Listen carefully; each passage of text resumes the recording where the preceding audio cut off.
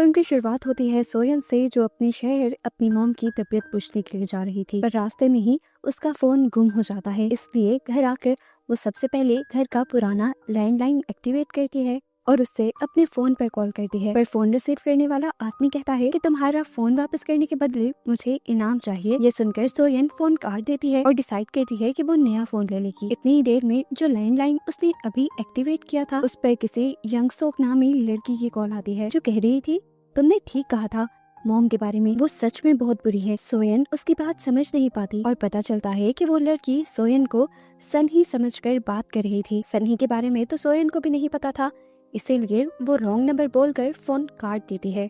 जिसके बाद वो चली आई थी अपने मॉम के पास हॉस्पिटल में, जिनको ब्रेन ट्यूमर था।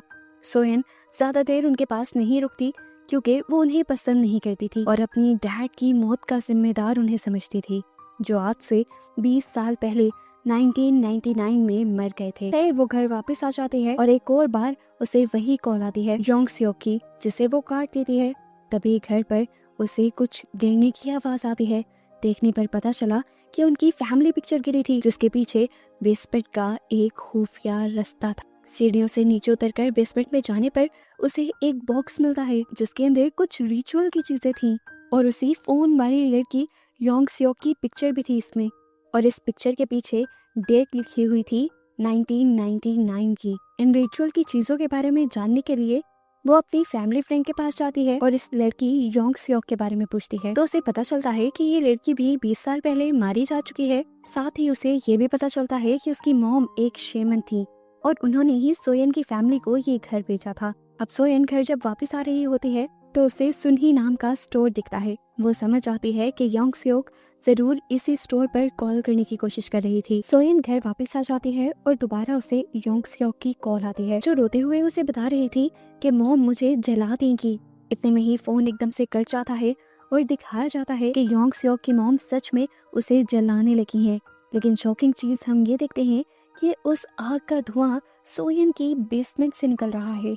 ये सब देखते हुए सोयन को एक हैरान और परेशान कर देने वाली बात ये रियलाइज होती है कि किसी वजह से उस फोन के जरिए 1999 वाली और 2019 वाली टाइमलाइंस जुड़ गई हैं। योंग सियोक भी उसी घर में है, लेकिन 1999 में, और सियोन भी है 2019 में।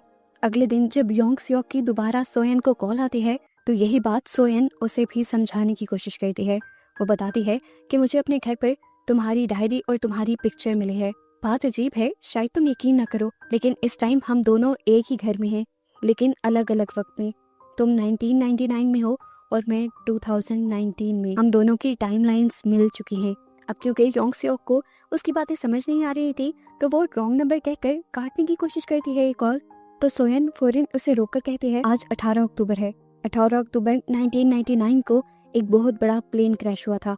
ये कहकर वो फोन काट देती है। फाइनली अब हमें योंग सियोक की दुनिया दिखाई जाती है। उसकी मॉम उसे अजीबोगरीब चीजें खाने पर मजबूर कर रही थी और हमें पता चलता है कि योंग सियोक की मेंटल कंडीशन भी ठीक नहीं है, इसीलिए वो काफी अरसा मेंटल हॉस्पिटल में भी रहकर आई थी। इस टाइम योंग सियोक की मॉम उससे कहती हैं तुम मेरी बस बात मानकर चलती रहो, फिर एक दिन हम इस घर से भी चले जाएंगे और उस दिन तुम बिल्कुल ठीक हो जाओगी। इस दौरान ये दोनों टीवी देख रहे थे और योंग सियोक उसी प्लेन क्रैश की न्यूज सुनती है जिसके बारे में सोयन ने उसे बताया था, और ये देखकर वो शॉक रह जाती है और उसे भी सोयन की बातों पर यकीन आने लगता है। अब क्योंकि उसे सोयन पर यकीन आ गया था, इसीलिए वो दोबारा सोयन को कॉल करती है और ये दोनों अपनी लाइफ की बहुत सी बातें एक दूसरे से शेयर करने लग जाते हैं। योंग सियोक उसे बताती है कि मेरी मॉम पागल हैं, मेरे ऊपर रिचुअल करती हैं, उनको लगता है कि मेरी बीमारी रिचुअल्स करने से ठीक हो जाएगी, इसी वजह से वो अपनी मॉम से नफरत करती है। सोयन भी बताती है कि मैं भी अपनी मॉम से नफरत करती हूँ क्योंकि उनकी वजह से मेरे डैड मारे गए थे। मेरी मॉम की लापरवाही की वजह से गैस स्टोव खुले रहे और फिर घर में आग लग गई, जिस आग में मेरे डैड मारे गए। अगले दिन हम देखते हैं कि 1999 में इस घर को विजिट करने के लिए सोयन की फैमिली आती है। छोटी सोयन को देखकर योंग सियोक समझ जाती है कि ये वही लड़की है जिससे वो बातें करती है, इसीलिए वो फौरन सोयन को कॉल मिला देती है और सोयन अपने डैड की और अपने छोटे होते की आवाज़ें सुनकर बहुत ही ज़्यादा इमोशनल हो जाते हैं। क्योंकि वो टाइम उसकी लाइफ का परफेक्ट टाइम था। और इस सब के बाद योंग सियोक सोयन से कहती है, तुम्हारे डैड एक अच्छे इंसान है, मैं कोशिश करूंगी कि मैं तुम्हारे डैड को बचा लूं। जिस हादसे में सोयन के डैड मरे थे वो हादसा आज से 2 दिन बाद होना था। हादसे की सुबह को योंग सियोक चुपके से घर से भाग जाती है और सोयन के पुराने घर में जाकर वो गैस स्टोव्स ऑफ कर देती है, जिसकी वजह से घर में आग लगी थी। और उसके ऐसा करने की वजह से यहाँ प्रेजेंट के अंदर सारी रियलिटी ही बदल जाती है, क्योंकि पास्ट पूरी तरह चेंज हो गया था। सोयन की उदास सी दुनिया एक खूबसूरत दुनिया में बदल जाती है। उसके छोटे बाल लंबे हो जाते हैं, उसकी इस रियलिटी में उसके पास फोन आ जाता है, उसका खूबसूरत कमरा होता है, और सबसे बड़ी बात कि उसकी इस रियलिटी या कह लें इस लाइफ के अंदर उसके डैड भी उसके साथ थे। इसीलिए सब कुछ इतना परफेक्ट था। उसकी टांग पर कोई जलने का निशान भी नहीं था। सियोन ये देखकर बहुत ज्यादा एक्साइटेड हो जाती है और उसे ये भी पता चल जाता है कि पास्ट में किया हुआ चेंज पूरे प्रेजेंट को बदल रहा है, पूरे टाइम को ही बदल रहा है। सोयन अपने डैड से मिलकर बहुत ज्यादा एक्साइटेड हो जाती है, जबकि दूसरी तरफ हम योंग सियोक को दिखाते हैं जिसने अपने घर की दीवार पर एक हैंड प्रिंट बनाया था और अचानक से वो हैंड प्रिंट भी प्रेजेंट में शो होने लगता है। सियोन समझ जाती है कि पास्ट में छोटा सा चेंज भी अब इस प्रेजेंट को बदल रहा है। अभी तक टाइम में जितने चेंजेस हुए थे सियोन उससे बहुत ज्यादा सेटिस्फाइड थी और खुश थी, लेकिन पास्ट में योंग सियोक की लाइफ वैसे ही चल रही थी। उसकी मॉम उसी तरह उसके ऊपर टॉर्चर कर रही थी और उसकी जिंदगी खंडर थी। उस पर और भी बुरा ये हो जाता है कि योंग सियोक की मॉम को ये पता चल जाता है कि योंग सियोक किसी फ्यूचर की लड़की से बात करती है। इसीलिए वो सोयन से कहती हैं, तुम जो कोई भी हो मेरी बेटी की जान छोड़ दो। ये कहकर वो कॉल काट देती हैं और योंग सियोक के ऊपर अजीबोगरीब और ज्यादा रिचुअल्स करने लग जाते हैं। और इन रिचुअल्स को करते हुए उन्हें चेंज हुए फ्यूचर के कुछ विजन्स भी नजर आते हैं।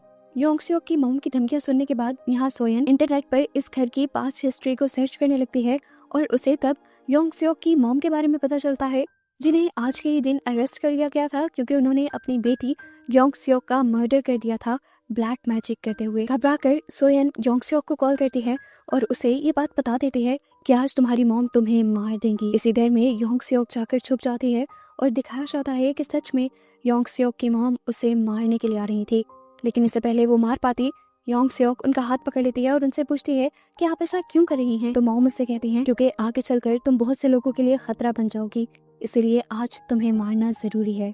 वो अब जबरदस्ती उसे मारने की कोशिशों में लग गई थी और यहाँ योंग सियोक अपनी जान बचाने के लिए अपनी ही मॉम का मर्डर कर देती है। उनके हाथ से उनकी छुरी को छीनते हुए उन्हीं को स्टैब करके मार देती है। और ऐसे पास्ट में एक बहुत बड़ा चेंज होने की वजह से फ्यूचर भी चेंज हो जाता है और इस मरतबा फ्यूचर में हम देखते हैं कि योंग सियोक भी जिंदा है। 1999 में भी योंग सियोक की लाइफ काफी बदल गई थी। वो अपनी मॉम की कैद से आजाद हो गई थी। नहा धोकर फ्रेश होकर वो बाहर जाती है, अपना फेवरेट खाना खाती है, मूवी देखती है और शॉपिंग करती है। 2019 में दिखाया जाता है कि सोयन का फैमिली फ्रेंड उसके लिए स्ट्रॉबेरीज लेकर आया था। वो स्ट्रॉबेरी को खाती है और थोड़ा सा जूस उसके स्वेटर पे गिर जाता है। 1999 के अंदर भी सोयन का फैमिली फ्रेंड जो उस टाइम योंग सियोक का नेबर था, वो योंग सियोक के घर स्ट्रॉबेरीज लेकर जाता है और वहां जाकर देखता है कि योंग सियोक ने अपनी मॉम का मर्डर कर दिया था और उनकी बॉडी को छोटे छोटे टुकड़ों में काट कर फ्रीजर में फ्रीज कर दिया था। घबराकर वो जल्दी से पुलिस को कॉल मिलाता है। तो जैसा हमें पहले पता है कि हमेशा उस फोन से कॉल सोयन को ही लगती है, तो इस कॉल के जरिए सोयन को पता चल जाता है कि योंग सियोक ने अपनी मॉम को मारकर उनकी बॉडी को फ्रीजर में फ्रीज कर दिया है। अब योंग सियोक ये बात जान गई थी कि उसका नेबर ये बात जाकर बाहर सबको बता देगा। इसी डर में वो उस लड़के को भी मार देती है और प्रेजेंट में रियलिटी दोबारा से चेंज हो जाती है। सोयन के स्वेटर पे जो स्ट्रॉबेरी जूस गिरा था एकदम से वो गायब हो जाता है, क्योंकि जो स्ट्रॉबेरी लाया था वही नहीं रहा था, तो स्ट्रॉबेरीज कहाँ से होती।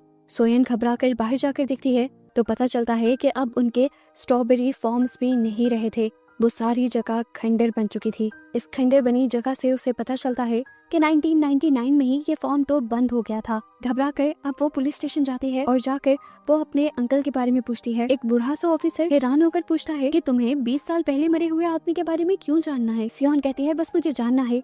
इसीलिए ऑफिसर उठकर एक 1999 की डायरी निकालकर उसमें से काफी सारी चीजें पढ़ते हुए बताते हैं कि तुम्हारे अंकल 1999 में मारे गए थे और उन्हें एक लड़की योंग सियोक ने मारा था जो कि सीरियल किलर थी। पहले उसने अपनी मॉम को और फिर इस आदमी को मारा था और इस सजा में वो आज तक जेल में है। ये सब चल क्या रहा था ये जानने के लिए सोयन अपने नेबर में ही बनी हुई एक शॉप पर जाती है जिसका नाम सुनही था। सोयन को जब पहली मर्तबा योंग सियोक की कॉल आई थी तो उसने बताया था कि मैं सुनही से बात करना चाहती हूँ। हमें पहली मर्तबा सुनही को दिखाया जाता है, जिससे जब सोयन योंग सियोक के बारे में सवाल करती है तो सुनही बताती है कि योंग सियोक एक पागल लड़की है। बचपन में उसने मुझे बुरी तरह टॉर्चर किया था और अगर उसकी मॉम ना होती तो फिर तो आज मैं बच भी ना पाती। वो उसे अपनी जली हुई टांग दिखाती है जो योंग सियोक ने चलाई थी। पास्ट में अब दोबारा हमें योंग सियोक का सीन दिखाया जाता है। पुलिस उस लड़की की इन्वेस्टिगेशन करते करते यहाँ योंग सियोक के घर तक पहुंच जाती है और जब योंग सियोक से उसके बारे में पूछा जाता है तो योंग सियोक इनकार कर देती है कि मैंने तो उस आदमी को देखा तक नहीं। पुलिस को उसकी बात पर यकीन नहीं आता क्योंकि सनहू की फार्म्स की स्ट्रॉबेरीज उसके घर पर मौजूद थी, इसीलिए वो घर की तलाशी लेने लग जाते हैं और साथ ही साथ योंग सियोक से सवाल जवाब भी करने लग जाते हैं। योंग सियोक ऐसा लापरवाही वाला रवैया रखती है जैसे कुछ करना तो दूर उसने कुछ सोचा भी ना हो और आराम से टीवी देखती रहती है। इतनी देर में सोयन योंग सियोक को कॉल करती है और उसे बताती है कि तुम पूरी जिंदगी के लिए जेल जाने वाली हो। ये सुनकर योंग सियोक को झटका लगता है। इतनी मुश्किल से तो वो अपनी मॉम की कैद से निकली थी और अब वो जेल चली जाएगी। सोयन दुखी थी। उसने योंग सियोक से पूछा, आखिर तुमने उन दोनों को क्यों मारा? योंग सियोक उसकी बात का जवाब नहीं देती और उल्टा उससे मदद करने को कहती है और कहती है कि हिस्ट्री को पढ़ते हुए कोई ना कोई ऐसा सोल्यूशन निकालो जिससे मैं जेल जाने से बच जाऊं। पर सोयन उसकी मदद करने से इनकार कर देती है क्योंकि वो एक किलर की मदद नहीं करना चाहती। उसकी ये बात सुनकर योंग सियोक को गुस्सा आ जाता है क्योंकि उसने अपनी जान पर खेलकर सोयन के डैड को बचाया था और सोयन बदले में उसके लिए कुछ भी नहीं कर रही थी। इधर पुलिस को योंग सियोक के बारे में पता चलता है कि उसे कई किस्म की मेंटल इलनेस है, यानी दिमागी बीमारियां हैं जिसकी वजह से वो कुछ भी कर सकती है। दूसरी तरफ इसी टाइम में यानी 1999 में अब सोयन और सोयन के डैड भी इस घर में आते हैं योंग सियोक की मॉम का पूछने के लिए, क्योंकि वो लोग ये घर खरीद चुके थे और रजिस्ट्रार ऑफिस में योंग सियोक की मॉम का इंतजार कर रहे थे ताकि वो ये प्रॉपर्टी उनके नाम ट्रांसफर कर सके। अब योंग सियोक को सोयन से बदला लेने का अच्छा मौका मिल जाता है। वो दोनों को अपने घर के अंदर बुलाती है और छोटी सी सोयन के सामने ही उसके डैड का मर्डर कर देती है। 2019 में दिखाया जाता है कि सोयन अपने डैड के साथ ड्राइविंग सीख रही थी, लेकिन पास्ट में होने वाले चेंज की वजह से यानी उसके डैड के मरने की वजह से प्रेजेंट में उसके डैड गायब हो जाते हैं। सोयन समझ जाती है कि ऐसा इसीलिए हुआ है कि पास्ट में उसके डैड मर गए हैं।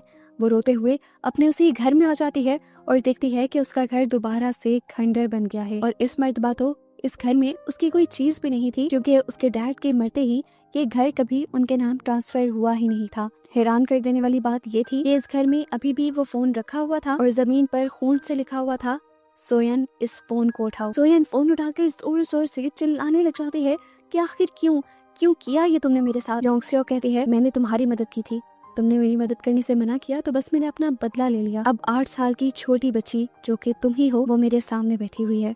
अगर तुम चाहती हो कि मैं इसे ना मारूं तो तुम्हारे पास सिर्फ 1 घंटा है। हिस्ट्री को स्टडी करते हुए मुझे बताओ कि पुलिस को मेरे खिलाफ सबूत कहाँ से मिलेंगे और मैं पुलिस से अपनी जान कैसे छुड़वाऊं। काफी सारी रिसर्च करने के बाद सोयन योंग सियोक को फोन करके एक एड्रेस बताती है और कहती है कि ठीक 5 बजने से पहले तुम उस जगह पर चली जाना। योंग सियोक उसकी बात मानकर वहाँ पे चली जाती है, लेकिन 5 बजते ही उस जगह पे एक बड़ा गैस ब्लास्ट हो जाता है। सोयन ने असल में ये प्लान के साथ किया था ताकि योंग सियोक मर जाए और आगे कोई तबाही ना हो, लेकिन योंग सियोक तो फिर बच गई। इस हादसे में वो सिर्फ जख्मी ही हुई।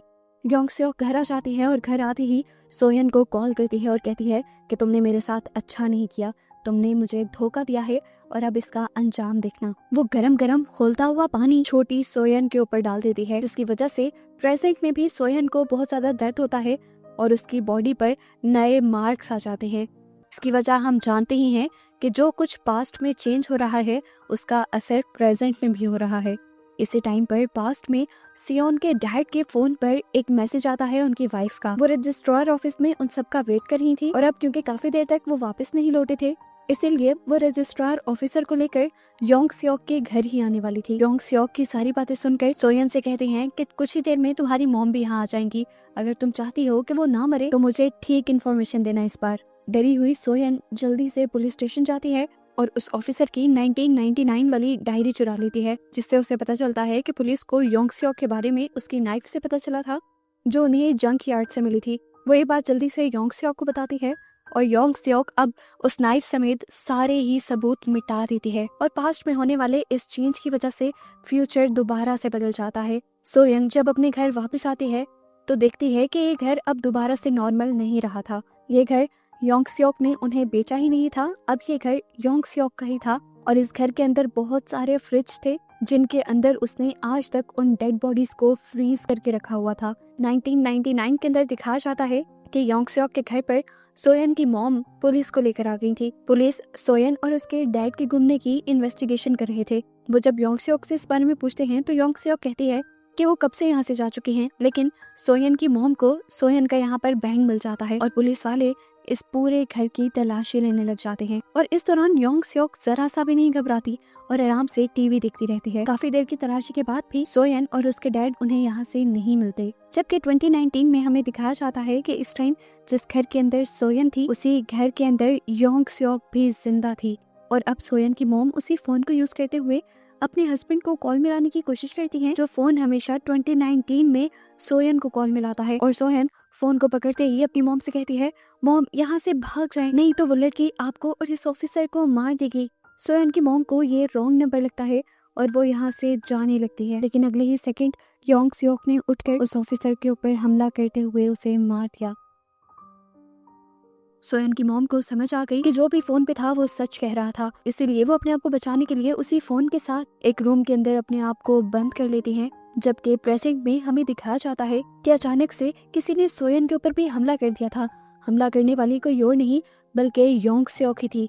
सोयन अपने आप को किसी तरह उससे बचा लेती है और यहाँ योंग सियोक उससे कहती है, पता नहीं क्यों तुम मेरा साथ नहीं दे रही थी, हालांकि सच तो तुम्हें भी पता है और मुझे भी कि हम दोनों ही एक जैसे हैं। तुम्हें भी पता है कि तुम्हारे डैड तुम्हारी ही गलती की वजह से मारे गए थे, लेकिन पुलिस के सामने तुमने सारे इल्जाम अपनी मॉम पे लगा दिया। ये सच्चाई असल में योंग सियोक को तब पता चली थी जब वो सोयन के घर उसके डैड को बचाने के लिए गई थी। ये सुनते ही सोयन भी यहाँ से उठ खड़ी होती है और उसी फोन के साथ अपने आप को एक रूम में लॉक कर देती है। दूसरी तरफ से सोयन की मॉम फोन पर हेल्प मांगने लग जाती है और सोयन उनसे कहती है, मॉम इस कमरे में कोई भी चीज पड़ी होगी उससे आप योंग सियोक को मार दें। इससे पहले कि सोयन की मॉम पूरी बात सुन पाती, योंग सियोक छोटी सोयन को उस रूम के बाहर छोड़ देती है जिस रूम में सोयन की मॉम थी और उसकी आवाज सुनकर सोयन की मॉम फोन छोड़कर अपनी बेटी को बचाने के लिए बाहर चली जाती है। उसके बाहर निकलते ही योंग सियोक उन दोनों के ऊपर हमला कर देती है और अपने आप को बचाने के चक्कर में सोयन और उसकी मॉम को बहुत सारी चोटें आती हैं, जिसका निशान इस टाइम हम प्रेजेंट में सोयन की गर्दन पर भी देख रहे थे। 1999 के अंदर सोयन की मॉम और योंग सियोक दोनों ही पूरी ताकत से लड़ रहे थे और अपनी बेटी को बचाने के लिए सोयन की मॉम योंग सियोक को लेकर रेलिंग से नीचे कूद जाती हैं और यहाँ ये दोनों ही बेहोश हो जाते हैं। पास्ट में होने वाले इस चेंज की वजह से फ्यूचर दोबारा से बदल जाता है। जिस घर के अंदर इस टाइम सोयन थी वो घर दोबारा से एक खंडर में बदल गया था, जैसे यहाँ पर सालों से कोई ना रह रहा हो। वो घबराते हुए पहले हॉस्पिटल जाती है और वहाँ पर अपने मॉम के बारे में पूछती है, लेकिन उसे पता चलता है कि उसकी मॉम तो यहाँ पर एडमिट ही नहीं है। वो पुलिस स्टेशन जाके अब योंग सियोक के बारे में पूछती है तो उससे उसकी भी कोई इन्फॉर्मेशन नहीं मिलती। वो ग्रेवयार्ड जाती है तो देखती है कि उसके डैड उसी दिन मरे थे जिस दिन वो सारे काम हो रहे थे 1999 में।